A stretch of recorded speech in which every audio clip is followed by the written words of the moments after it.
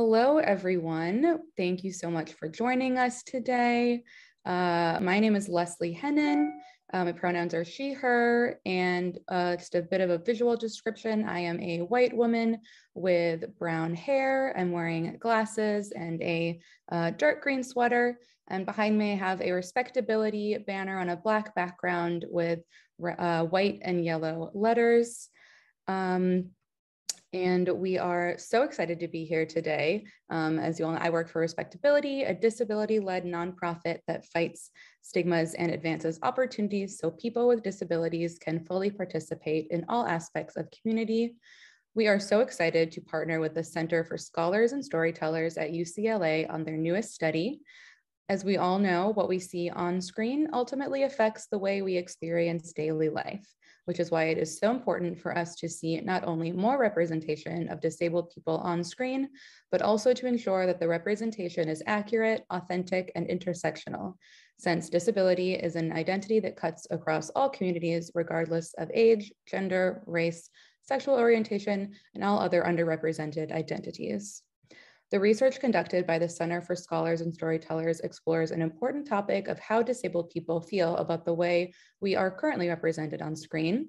And we are so excited to share those results of those findings with you all today. So with that, I will hand things over to my Respectability colleague, Tatiana Lee, who will be moderating the conversation today. She will introduce herself and the rest of our panelists. Thank you so much, Leslie, for that amazing introduction. Again, my name is Tatiana Lee. I'm the Senior Associate of Entertainment and Media here at Respectability. My pronouns are she and her, and I'm a brown-skinned disabled Black woman with kinky curly hair, which is in a bun, and I'm wearing a brown top and a black jacket with a yellow and black Respectability banner behind me. While entertainment professionals across all platforms are increasingly working to become more inclusive of all underrepresented communities, oftentimes disability is forgotten about. And we're often forgot about in those conversations. However, opening the umbrella of inclusion of the 1 in 5 people with disabilities in the US is the right thing to do, as well as the economically smart thing to do, given that according to Nielsen, the disability market, including people with their families and friends, is valued at over $1 trillion. Additionally, according to GLAAD, just 3.5% of characters in broadcast scripted series had a disability in 2021 season. A lot of the representation that exists is misleading, though. Almost all portrayals of people with disabilities in the media are white men, but disability impacts all. Disabled people come from all communities, including Black, AAPI, Hispanic, Latinx, Indigenous, LGBTQ, and other underrepresented communities. The success of films like Coda, Peanut Butter Falcon, Black Panther, Crazy Rich Asians show that diversity wins at the end of the day. Yet, even still, there is room for more intersectional representation in these success stories. As proven in the findings in these stories, audiences are ready and waiting for more quality content that they feel accurately represents them and their nuanced life experience. To highlight the findings of this study, we will talk to experts in these topics, which I will let them introduce themselves. First, we have Myra Karen, who will lead us through this study. She is a 5th-year PhD candidate, a junior fellow at the Center for Scholars and Storytellers. Amanda Aguera, actress, screenwriter, and physical production specialist, and 2021 alum of Respectability's Lab for Entertainment Professionals with Disabilities. And Diane J. Wright, screenwriter, DEI and accessibility content consultant, and disability advocate. Thank you so much. I will take it over to them. Mira, can you please introduce yourself, and then Amanda and Diane, respectively. Hi, everyone. My name is Myra Curran, and I'm a 5th-year PhD candidate at UCLA. I'm also a junior fellow at the Center for Scholars and Storytellers.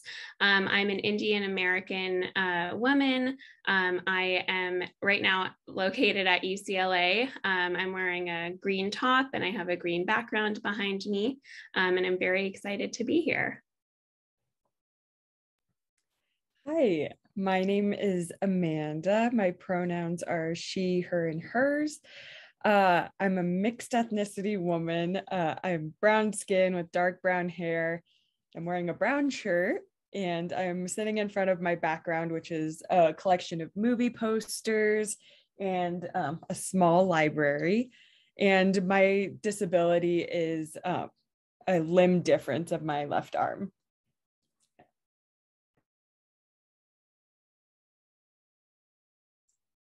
Hello, there we are. I'm Diane J. Wright. My pronouns are she and her. Today I am always a biracial Black woman. Today I'm wearing a gray shirt, a necklace. What am I wearing? I have light colored hair and I have a background of a sort of Northern Lights tree calming thing going on. I'm a creative consultant, which means that I use the abilities conferred upon me by my disability to give producers and screenwriters the insights into their projects that they can't otherwise have. So that is what I do. Thank you so much all for introducing yourself. So I figure we will jump right into it. Mira, do you want to take it away? Yeah, definitely. So I'm going to go ahead and share my screen, which has some slides that depict, some of the findings from the report, which you all can hopefully get a hold of. So this is just a cover of the great report that we just released today. It's titled "Disabled U.S. Audience Perceptions of Representation on Screen," and this can be found on both the Center for Scholars and Storytellers website as well as Respectability's website. So I'm just going to jump right into it. What we did in this study was we surveyed participants, and we took a subsample of participants who identified as disabled. So they self-reported that they had a disability. We're not sure exactly what the disabilities were, but we know that they identified as having a disability. And one of the questions that we asked participants to respond to was, do you feel as though the facets of your identity that matter most to you are accurately represented in the TV and media content that you consume on a regular basis? And so what we found in the overall sample of individuals who identified as disabled, which was a little over 260 individuals, is that 59% with one or more disabilities feel as though their identity is well represented in the media content that they regularly consume. And so what you see here on this graph in this sort of turquoise color is the percentage of people who felt well represented on screen, while this darker blue graph, or this darker blue bar, represents those who do not feel well represented, and that was at about 40%.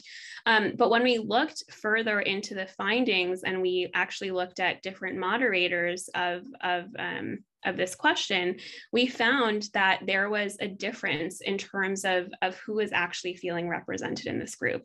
And what you see here depicted on the right-hand side is the gender breakdown. We have men, women, and individuals with other genders represented here. And what we see is that men in particular are actually the ones who are feeling quite well represented on screen, with over 75%, in particular 76.7% of men who feel or who are feeling well represented on screen. But when you're looking at the women, we found that the opposite result. So we saw that women in particular, 41.6% of women, that was a smaller number of individuals who were feeling well represented. And it was actually a little under 60% of women who were feeling as though they are not being well represented on screen. So as you can see, this finding sort of shows us that there are gender differences in those who are feeling well represented on screen within our disabled sample in the study. Moving on to the next research question that we highlight in the report, we asked participants, do you feel as though accurate representation of your identity on TV and in the media has increased, decreased, or stayed the same over the past 1 to 2 years? We really wanted to get a sense of, do people feel as though there has been change in terms of their representation on screen? And the findings I'm showing here are for the responses of people who talked about about feeling as though their representation has stayed the same, we found that the majority of our sample that identified with a disability feels as though their representation hasn't really changed on screen. It's stayed the same. So we saw that with about 47% of the sample. And then again, we looked at the gender breakdown. This was where we saw like more striking differences. We found that it was really women and individuals of other genders who are feeling as though their representation has really not changed. And we don't actually show this in the report, but in our findings, we found that men actually felt as though their representation on screen has increased over the past 1 to 2 years. So it was very different from what we're seeing with the other two gender groups that we have grouped here. And then lastly, we looked at this other research question, which is, which do you value more, the amount or otherwise the quantity of TV content that represents your identity, or the manner in which TV content represents your identity? So really getting at quality versus quantity. And in the overall sample, we saw that it was about the same in terms of the disabled sample wanting both quality content and quantity, so higher numbers of shows and content that's representing those with a disability. But when we looked at the gender breakdown, again, we saw this really interesting finding where it was really men who were wanting to see more quantity. So see more just, numerical representation on screen. So about 68%,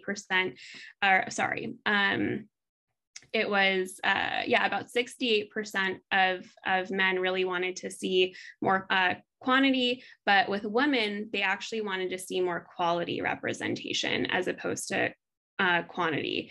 So we see here that there's really a difference. And then again, we also saw with the other genders, so those who did not identify as men or as women, they also really wanted to see quantity representation on screen as opposed to quality. So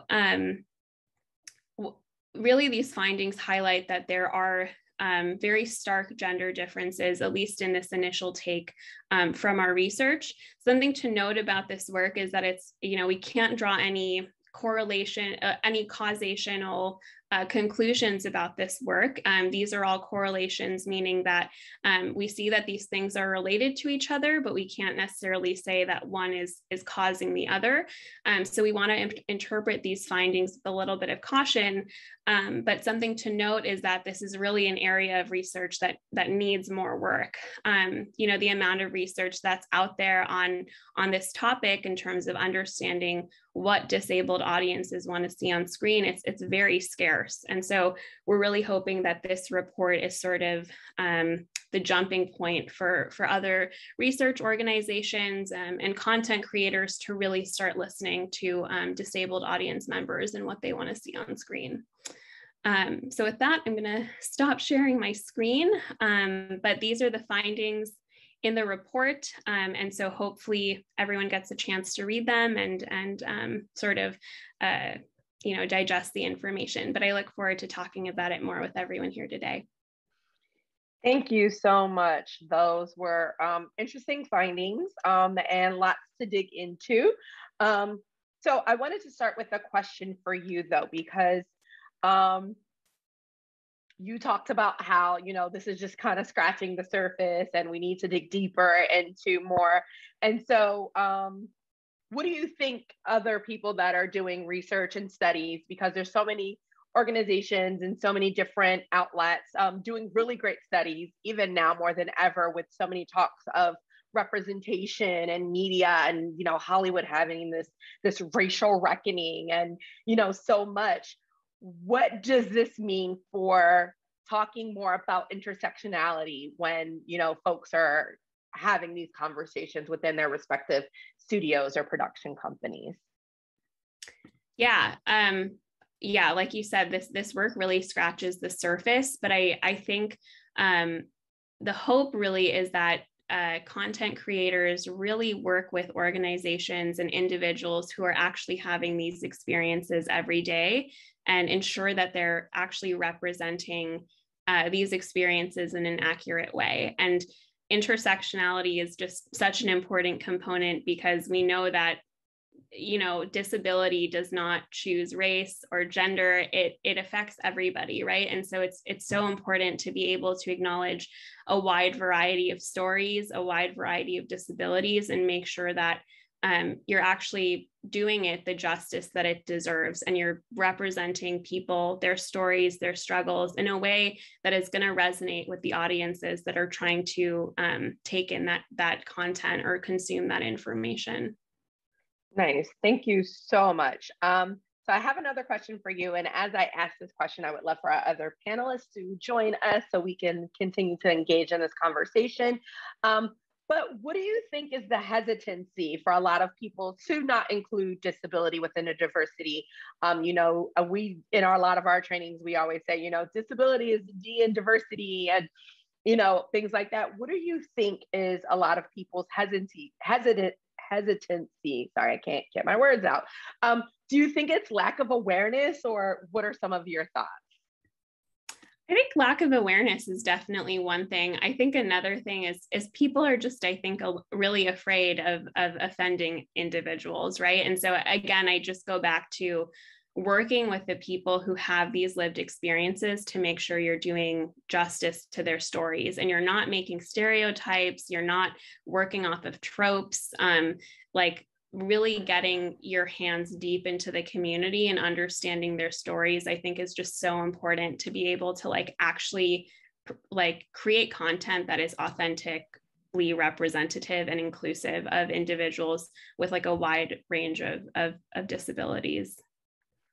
Nice, thank you so much. So I want to pose this question to our fabulous panelists, Amanda and Diane.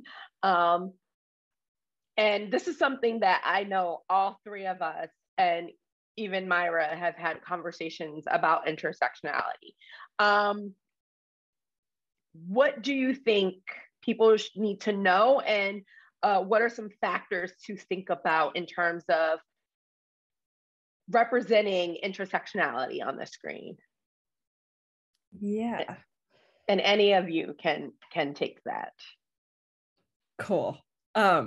Regarding intersectionality, it's something that like I personally have just begun to realize the importance of, especially like in my own life. I know that I've always been informed by like my heritage and it sounds kind of not horrible to say, but it sounds like, I guess, pessimistic to say, like informed by my ethnicity and my disability. But to find how all of those kind of mesh into who I am, I think that is what is important for like the film industry as a whole and creatives as a whole to embrace about people. And it's something that I think that there's a reservation about doing, especially as far as disabilities are concerned. But what I would encourage people to think of is that they're already doing it. Like with the characters that they're representing on screen, they're bringing that person's history, that person's present, and what they hope for their future. And essentially, it's going to be the same for us, those with disabilities. And so it's really not too far out of the wheelhouse from what they're currently doing. Exactly. I agree. It's like you're already doing that. It's sometimes just another layer or a different response into how you respond to it. And I was on another panel or having a conversation, I forget one or the other, but I was talking about dating, and that's what it was. I was talking about dating, and I said, yes, you have movies, and you know, you can have a movie with a Black woman, you know, getting a love interest, and she walks and bumps up into this man, and she's like, oh my gosh, you're gorgeous, want to go on a date and stuff like that. And then I said, but I was like, you know, it's gonna look similar, but the response may be a little different, but let's talk about that. You have to show those kind of things. You know, I'm not gonna be able to bump into a guy in my wheelchair and be like, hey, want to go on a date? Because I was like, his response is gonna be different. His response, instead of yes, is gonna be, why are you in a wheelchair? What happened to you? And it's like, that's kind of just it. But it's like, let's have the opportunity to unpack what that looks like. And it's like, that's okay to have those conversations. It's not something that we need to be squeamish about, like not talk about. These are the conversations that aren't being had that need to be had. And it's like, we're gonna have to have them in film and TV at some point. So absolutely. Yeah, I don't know if Diane, if you had anything you wanted to add or say in terms of intersectionality and representation, especially in your work as a DEI consultant. Absolutely. As an advocate, I am in touch with thousands and thousands of invisibly disabled autistic people. And for me, especially as a person of color, to be invisibly disabled and a person of color and a woman, there are none of us on screen. And the output of that is that we may not even recognize ourselves in real life. So when you think about autistic characters, they are almost unilaterally, it's getting a little better, white boys and men. And, below 35 generally, as most entertainment is. And if you don't see anybody like you, or no one's even talking about anyone like you, you might not know that how you're living your life on the inside is very different from what you're seeing on screen and how everyone else around you is living their lives. I hear this story every single day. People don't know that they're disabled because they have no way to see other people like them. And then when you hear the discourse around that particular disability, it has nothing to do with you. So yeah, I see it. Yeah, I agree. So let's talk about our next topic, quality versus quantity. And I think that is very important because we have seen a slight uptick in disability representation as a whole. But again, they're typically of cisgendered white men. And so talking about, representation and having it and it not being more, quantity, but then also being quality. And I think that's where folks like yourselves come in to be able to help make sure that we're thinking about that and doing it accurately. And that's where hiring disabled people to be in part of every part of the, film and TV making process is so important. So what are some of your thoughts, either of you? What can content creators do to balance quality over quantity, or quality versus quantity of disability representation? Well, you said it. Ask us, include us, hire us. Not to go on about just autism alone, but for all disabilities, what we're seeing in our media now is the observed reality. It's what other people see when looking at us. It's not our internal lives. It's not our experience. It's our supposed experience, or how you feel about us, which is valid, but it's also not the whole picture. So when we're hired from the beginning of a project, or even just consulting, when you're thinking of a project, you can find out what you're missing. You can find out the other perspectives that make things richer and more interesting, and speak to that 25%, well, it's 26 at last count, percent of the US audience. And that's just the people who've reported on a form disabled. So that's not even everyone else. Exactly. Amanda, did you have anything to add? Yeah, so part of the whole inclusivity piece to media, I think, is you don't have to take a huge bite out of the issue in order to start addressing it. So I think a lot of creatives right now are kind of leaning more towards the ideal of, in order to include a person with a disability, you have to specifically write them into your script, or like establish their story, where like I've gone into auditions for an extra, or just shown up on set as a PA and they're looking for extras, and I'll like say like, I'm ready, I can go in, what do you need me to do? And then I'll be turned down because they're like, wait, but we don't have a backstory for your arm, we don't want the audience to get confused. And it's like, I'm like grocery store shopper number 13, I don't think it's a huge issue. So it's like, creatives, I think there's you want to control everything in your project, which is fair, but also like have that flexibility to not hang on super tightly to, something that could address the disability issue in being represented, like being extra number whatever in the grocery store, like have the flexibility to say, like, you know, this is a normal experience. Like if I were to go to the grocery store, I'll run into like 10 people with a disability. And so just kind of the flexibility to see where we fit into their existing stories as well. The big hurdle is, like, the elephant in the room is that no one wants to talk about the stigma and the shame and the way society feels about us. But the way we feel about us we're just people. So it takes a special kind of producer, I guess, to push through that, because we don't need everything to be about it. We're just people. I don't need a backstory for your arm, Amanda. That's hilarious, though. But yeah, we can be cast in any role. The story does not need to be centered on us or our disability. The scene does not need to be, we can just be walking through. Or we can have a leading role and you just happen to be whatever the disability is. Like, that is what changes the world, and that is what is representative. That's how we live.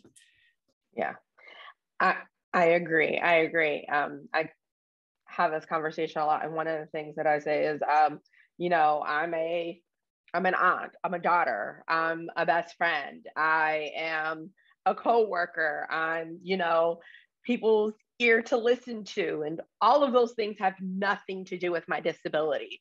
And the only time I'm thinking about my disability is when I'm up against accessibility and you bring it up for me. Other than that, I'm not thinking about my disability. So yes, having this conversation of, oh, you have to have this backstory, and I need to know why you're in a wheelchair, and, you know, why do you want to date, and shouldn't you be thinking about your health and all these other things. And it's like, I've literally had someone tell me that. It's like, oh, no, you shouldn't be worried about fashion or dating. You should be worried about your health. It's like, excuse you, why can't I be worried about all the above? So, and it's like having those conversations so that people, to your point, both of your points, is that, you know, we're seeing the media and the way we see ourselves, we're seeing it from the way the non-disabled world wants to see us or how they view us, which is typically through the lens of inspiration porn. And it's like, we are not your inspiration porn. Please stop. And can we just see our story so that we can see ourselves represented? Because the future generation, one of the things that I started this work is I said, I do not want the future disabled women of color to grow up dealing with all of the struggles and the shame and the obstacles that I dealt with in my life, from school to education to friendships. Again, dating, all of those things are very, very, you know, nuanced things that the experience is different. And so I want to see that reflected so that the next generation doesn't have to grow up feeling ashamed of who they are, because you should not be ashamed for the fact that you have a limb difference, or that you use a wheelchair, or that you are neurodiverse, and, you know, all of those things. We should never feel shame for that. And I think that's important to be able to show that. So I went on a tangent. Apologies.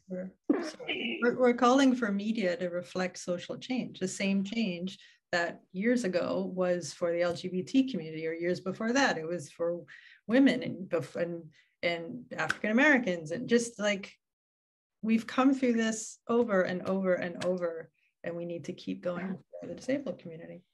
Yes. And that leads us to kind of the conversation of authenticity. And I think this is important. And actually, we have some questions, which I'm going to get to. But one of the questions is on authenticity. And someone asked a question about authentic casting, and which is something that we all are constantly advocating for. But I have a question.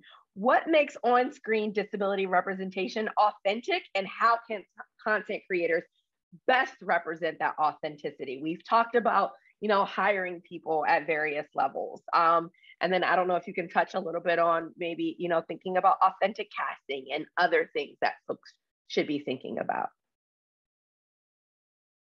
Yeah, I can touch on this a little bit. So authenticity to me means like your you're approaching the story from the perspective of the people who you're telling it for. So like if someone were making a story about someone with a limb difference, they would ideally consult someone who has a limb difference when developing the script. But then also I get the draw of hiring an A-list star to play the person with the limb difference and then green screening it out and everything that Hollywood has ever done.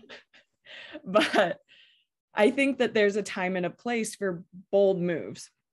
So hire that unknown, AKA me, to play your star in your movie of the person with the limb difference, because society is hungry for that.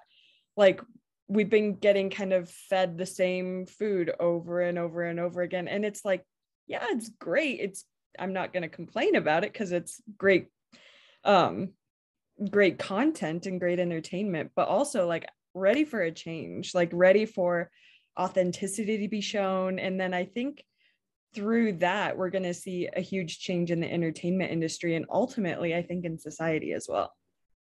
Yes, I agree. And, you know, another thing is you can still put that A-list actor in there. You just put them in a different role that's opposite that newcomer. I mean, you see other groups do that for underrepresented actors all the time. And it always says introducing.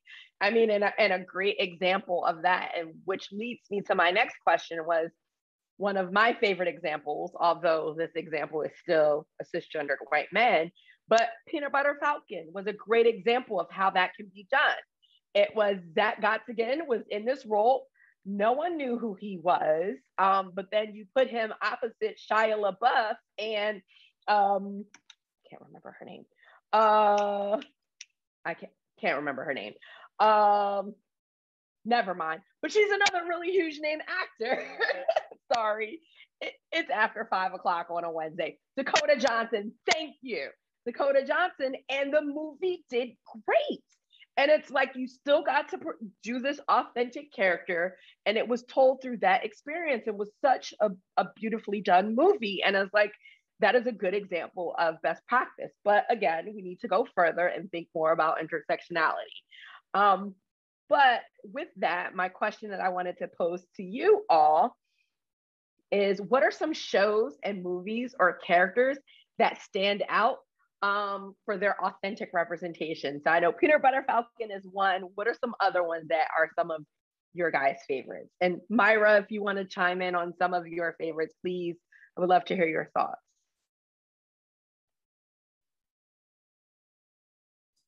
I can share that the talk in the community has been in the last couple of years, because everything has really been white men and boys, even though these characters are still white. The Everything's Gonna Be Okay, that series, it lasted 2 seasons and was canceled, but it had autistic characters. It was played by autistic actors, and it was about life, not about the tragedy of the families with autistic family members in them, which is pretty much everything else. So that's definitely progress, and there are other characters. I know Hollyoaks, there's a British series that has an autistic actress who's Black. Non-binary actor. Sorry about that. Right. I can't really think of others though. That's the thing. I know it's 5 o'clock on a Wednesday. So no, not that I can't think of. I didn't mean that. I mean that there aren't others. Yeah. One or two coded characters, right? Where we can read into the fact that, oh, this is an autistic person, but that's it. Yeah. Another good example for me, again, cisgendered white male, but Special. I thought Special was really great. It was told through the story of, you know, someone who has cerebral palsy and is also gay. And it was played by Ryan, who also, you know, played himself in that film. And, you know, he's still a cisgendered white man, but he told the story of, you know, having CP and also being gay, which, you know, is, you know, touching on intersectionality. And I think it's so important. Yes, Jillian Mercado in the L Word Generation Q, which has been really, really great. Even this season, she's, dealing with, navigating, having intimacy, which is so important to see. We don't see disabled women, especially disabled women of color, being intimate. And so the L Word Generation Q has been really, really great for that representation. And there's a few other things. Netflix has been doing a little well, so has Disney. But again, there's still so much more work to be done. Yeah, and your comment too about showing disabled characters being intimate, like for me, I think when I saw Steve Way on Rami, like that to me, it felt so authentic and real, and again, like not an intersectional character, so to speak, right? But it just felt like, it didn't feel like inspiration porn. It really felt like he was being his authentic self. But again, like we want to see these characters be like at the center of the show, not just the side character or the side friend. But I do think nonetheless, like Rami and the show did a great job about showing like Steve's like struggles with like intimacy, for example, right? Like kind of in a comedic way, but like still at least touched upon it, which I think a lot of shows just, like you said, they ignore it completely. Exactly. So I'm gonna, Diane, did you have something you want to add? Go ahead. No, go for it. I was just thinking that there have been shows dealing with mental health issues more and more recently, which is great because mental health issues still falls under disability. However, mostly not people of color and not women. Mostly. Yeah. And then I think a lot of people don't realize that mental health is classified, as a disability. If it, substantially limits one or more major life activities, that is, a disability. And so, the most prevalent disability that's out there is anxiety. And then you think about now in our age of, being in a pandemic and dealing with COVID, people that are having long COVID and, to your point, Diane, the number of people with disabilities is so underreported and going up as we speak, as people are, contracting COVID. And so thinking about that. Even just using the word disability in association with storylines about anxiety or COVID or any of that, even just making that connection so that it's more normalized goes a long way. I agree. So we have some questions, and I figured I would dive into one of them. Someone says, "How do you write How do you write diversity powerfully without it being too hit on the nose or too preachy?" Do you all have any thoughts on there from a consultant or expert in this space? Sure. So someone posted in the chat too about like the what is inspiration porn kind of thing. And to me, like inspiration porn is something where like a character with a disability on screen does something and you go, oh, wow. Like in spite of this, they accomplished this. Just wow. And it makes you as the audience feel empowered and inspired. But for people with that disability or just with a disability, it kind of just makes you feel, there's just something that makes me personally feel like unsettled and icky about like, yeah. So I think the key to avoiding that is to just write down your character in what they're doing. Don't have their disability be the focus of the character, because then that's how you kind of really breach into the inspiration porn zone. But just write about their humanity first and let their disability just kind of play out. You don't have to specify anything about it. Exactly. And the official definition of when you talk about inspiration porn, it's when a character is one-dimensional and is solely there to exist to warm the hearts of non-disabled people. So when you see those projects where, to Amanda's point, where they're just there and the non-disabled person is helping them, or they're there and you're looking at them and saying, my life is so much better than that disabled person because they have it so much worse. When you think about it in that way, those type of storylines are inspiration porn. And to Amanda's point, one of the things that you do is strip away the disability. If you never even mention that that person has a disability, does their storyline or does their character still make sense to be in this arc? Or are they there to only move the narrative of the non-disabled person? Then more than likely, you're falling into inspiration porn. So thinking about that as you're working on your characters, things like that. We are not there to move the plot along for non-disabled people to be the savior. We are not there to just, be worried about our disability. Well, look, we're not reinventing anything here. I often just point people to past movements is one way to look at it. But if you're curious or wondering how to treat disabled characters, look to how Black characters have been treated.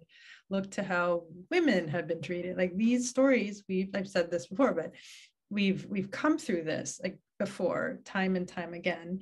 And the answer is usually including people in meaningful numbers, not one person in the writing room or consulting one person one time on one script in an entire series. Meaningfully include people because they will give you that perspective that deepens the storyline and deepens the characters and rounds out the entire experience of that character rather than just being that one observed token that's pushing the plot point that week. Exactly. I agree. We have a question and I'm going to pose this to Myra. Myra, someone in the comments asked a question. They said they are working on a specific study on representation for a specific disability, narcolepsy in this case. And they said, curious from your perspective on using research to get Hollywood and content creators to care and increase representation.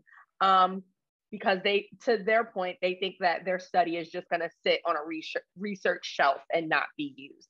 So what are some thoughts that you have on this and how they can use that data to then drive content creators in Hollywood to listen? Yeah, that's a great question, a great point. And I feel like exactly what we're trying to do at the Center for Scholars and Storytellers.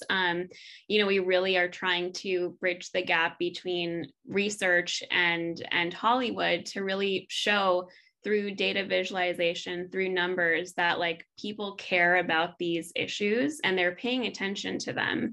And so I think the more that you can take your research and make a business case, so to speak, show like, how do they lose audience members? Are they losing money at the box office, for example? Like giving them tangible reasons as to why they should care from a business perspective, although it's kind of icky, I think is one way of getting content creators to really pay attention and to say, hey, we actually need to consider this because there might be money or something else on the line here.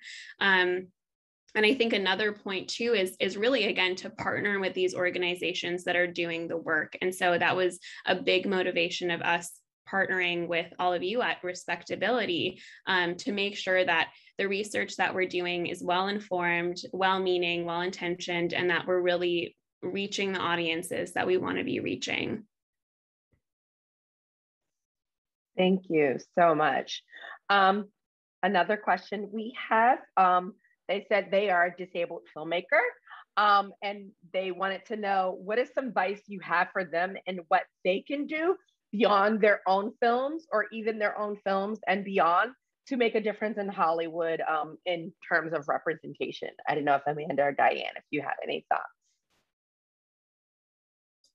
I think just being a disabled filmmaker is doing the work because you're not just making your film, but you're showing up at producers' doorsteps and you're showing up at funding bodies and studios and you're making those business connections that are needed to get your film in the world aware that you need that. In other words, you're saying there's money out there, there's an audience out there, connect me. And just the action of getting your film into people's eyeballs in one way or another keeps pushing that message that there are people out there who want to see it. Yeah, and I'll say to kind of tie it in with one of the comments in the chat about accessibility and like a lot of the content with characters with disabilities being on Netflix and like Apple TV. A lot of people don't have that. And so I think a good avenue is honestly like YouTube and Vimeo, which is kind of a bummer because rarely does that like pay necessarily. But I think, and this is just my perspective, is like your reward, at least in the beginning of this battle for inclusivity, the reward is getting the content out there. And so like a couple of my good friends that I rock climb with who have limb differences as well, they're a part of this series on YouTube. I think it's called Real Rock, REEL Rock. And they do specials on climbers with disabilities. And that has gained a lot of traction, and it's getting our stories out there and told, and kind of, it's been really cool to watch the development of that in the athletic world, because we just had our paraclimbing world competition and there was a huge turnout, like in spite of COVID and all of these, you know, travel blocks that were raised. And we still had teams from all over the world show up for this, and documentaries were being filmed like on site. And so we're creating this appetite for this type of content, and it's really exciting. Yeah, we just got to keep doing what we do for ourselves. Yeah. That's hard enough. Yeah. Nice. So we have another question. Someone said, and I was like, in my opinion, based on this, I was like, we talked a little bit about inspiration porn, but then someone says, what are some negative cliches that you believe Hollywood needs to curtail or do a better job at curtailing? I like this question. We touched on inspiration porn, which in my opinion is the biggest. But what are some other ones if you all want to touch on them? I know I have a few, but I would love to hear what you guys have to say. Well, in my community, it's the trope of the aggrieved parent, you know, it's always about like hashtags and the family. It's never centering, even if it is about an autistic child, it's never centering the child's experience. It's about the child and their families. So to take that perspective and focus it on the person you're actually making the film about would be a nice thing to start doing, and stop doing the other. Yeah. And in disability in general, just being the tragedy, like that, just the overarching, can we stop that, please? The tragedy, the burden, to your point, and even with that, centering the family and how it's, you know, or the person that's dealing with it, and how it's basically centering the non-disabled person, and from that perspective, and it's like, no, center the reality of what it's like internally for that disabled person. To be clear, those stories, there's nothing wrong with telling those stories. The problem comes is that we are only telling those stories. So just like intersectionality in general, we don't only speak of one group. Like it isn't, we need to look at the spectrum of humanity and bring that to screen.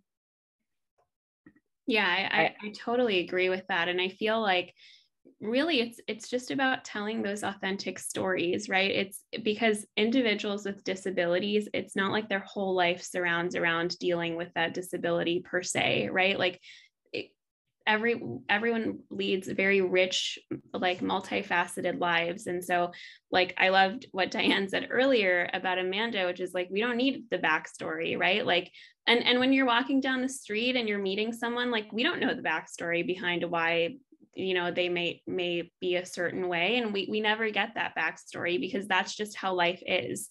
And I think the more that we treat these circumstances as just being a part of life, and I don't necessarily like the word normal, but like I can't think of a better word in the current moment, but just treating it like any other day and any other story, I think is really important. And like Dan said, it's not to say that telling those stories that talk about, you know, the struggles that might go behind having a disability aren't important, but those shouldn't be the only stories that are told. Yeah. And kind of feeding off of what Diane was saying too, about how we're telling the stories of like the families reacting to like, and it puts the disability in such a negative context. Like it almost feels like, I mean, for lack of a better word, like a curse, like brought on this family of like, they have to deal with this now on top of how hard life is already. And like, maybe it's because Halloween is like right around the corner, but I kept thinking of Harry Potter and how like a lot of these kids, like their parents were like those who were not like witches and wizards were like ashamed of like their kids' abilities. And like, then you have like little Hermione Granger, who's like, her parents are proud of that. And I was like so blessed to be in that like Hermione Granger household where like my parents embraced my disability. And like when we would see a trope on screen, I can't think of any characters right off the bat that were limb difference. But like if we saw a character with some sort of disability that was portrayed negatively, they would pull me aside and be like, how did you feel about that? Like, is there anything like we could talk about, or just like kind of be super supportive of me and my abilities? And that was super refreshing and something I wish society as a whole would do more, because it's not about like suppressing the disability in the conversation. It's about embracing that conversation and saying like, what did this potentially do wrong? If that made you feel kind of off about that performance or that story, like what can we do better? Which is like where conversations like this are imperative. I agree. So one person has a question where they asked about getting discouraged when it comes to seeing stereotypes and being turned down for opportunities. And you know, what do you do that? And the first thing I thought about was advocacy burnout. So what do you do to not get discouraged as you continue to do the work that you do in your advocacy work in entertainment? I would love to hear some of your thoughts.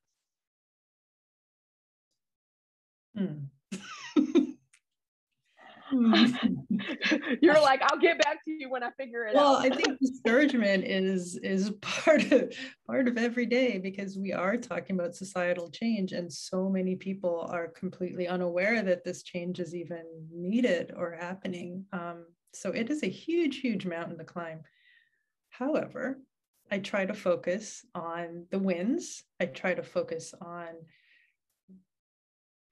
when people see themselves and finally do see themselves represented, the joy and that feeling of being part of something and being included and seen and valued is immeasurable. So I try to hold on to that.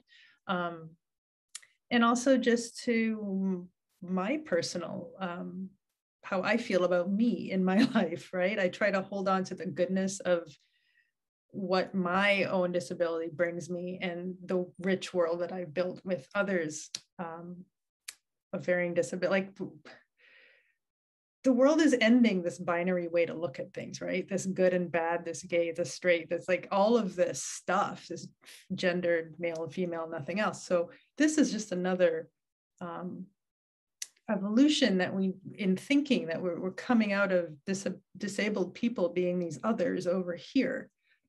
We're not others over in some tragic little bucket. Like, we are in every role, in every part of society, in every family, in every business, like absolutely everywhere. And I hold on to that.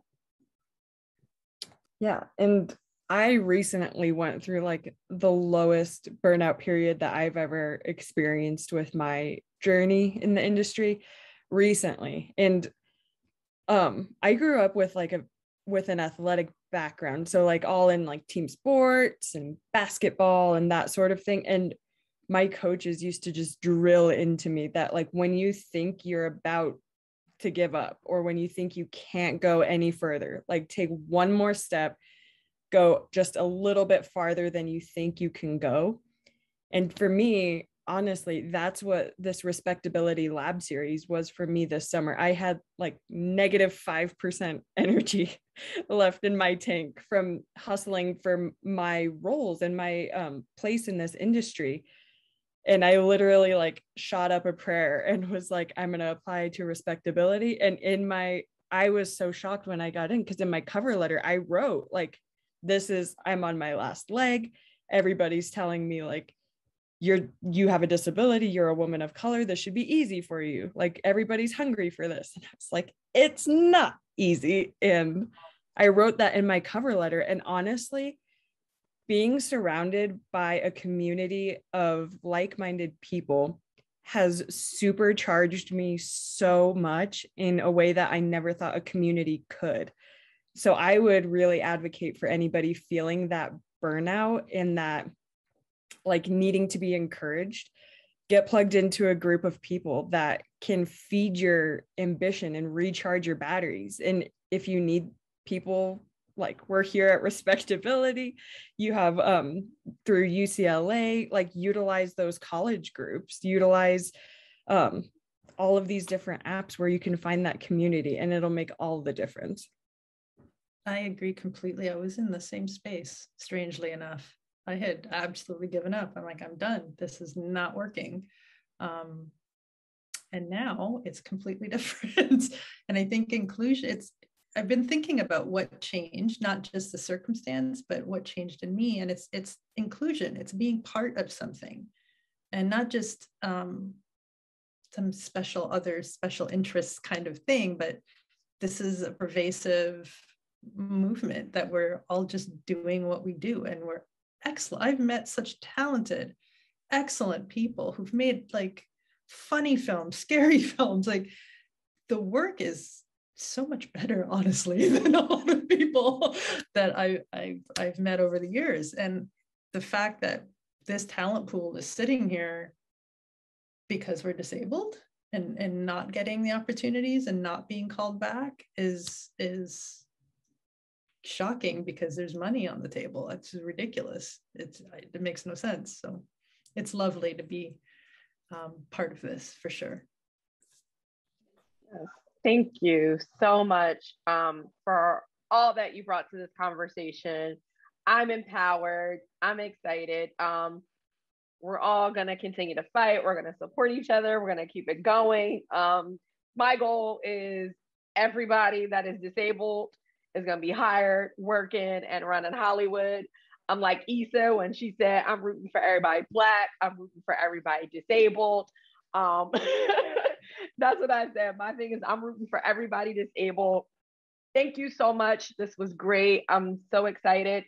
Please check out the rest of the study that we did together with the Center for Scholars and Storytellers. If you have any other questions, please reach out to Respectability. If you are in the entertainment and media space and looking for support in the work that you are doing to accurately and impact this audience, this global audience that feels so underrepresented, please reach out to us. And we love highlighting folks like Amanda and Diane and so many other talented people with disabilities that can help you do this work. Hire them.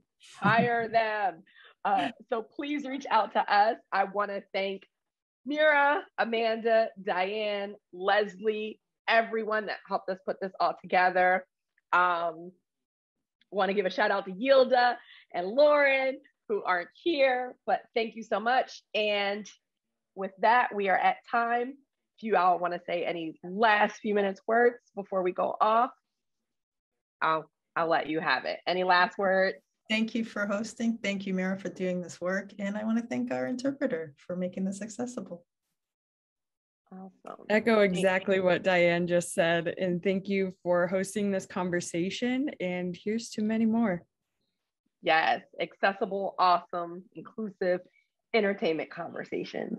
So thank you. And I hope you have a great rest of the evening. Thanks, everyone.